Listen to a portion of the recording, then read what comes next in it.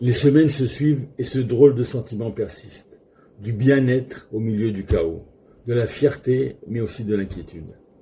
Commençons par Trump et Netanyahou, deux hommes que l'on critique chaque jour quoi qu'ils fassent. Regardons pourtant la réalité. Cette guerre qui embrasse le Moyen-Orient a changé de dimension.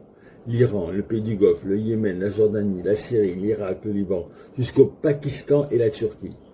Israël, pour une fois, n'est plus seul en première ligne. Notre principal front reste le Hezbollah au Liban. Alors oui, merci à ceux qui permettent à Israël de ne pas porter seul le poids de cette guerre.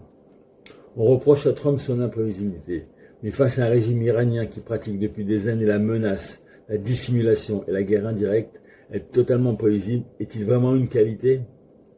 Et pendant que Téhéran proclame sa victoire, une autre guerre m'inquiète davantage, celle de l'antisémitisme. Nous avons encore eu un exemple glaçant récemment en France.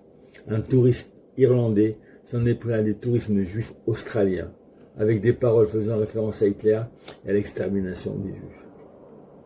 Ce qui me choque, ce n'est pas seulement cet individu, c'est que de telles paroles puissent être encore prononcées en Europe en 2026. Car derrière cet épisode se cache une réalité plus profonde. L'antisémitisme se banalise, change de vocabulaire, mais conserve la même vieille haine.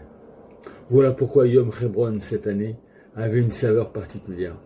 Voir des Juifs venus de France marcher la kippa sur la tête et le drapeau d'Israël à la main, ce n'était pas de la provocation, c'était une affirmation. Nous sommes Juifs, nous sommes debout, nous sommes chez nous, nous n'avons plus rien à nous cacher. Merci à Nili, Chaim, Yves et à toute l'équipe d'Israël Forever pour leur engagement. Leur réponse à la haine ne sera jamais la peur. Elle sera la vie, la fierté et l'unité d'Israël. Shabbat Shalom à tous. Am Israël Chai.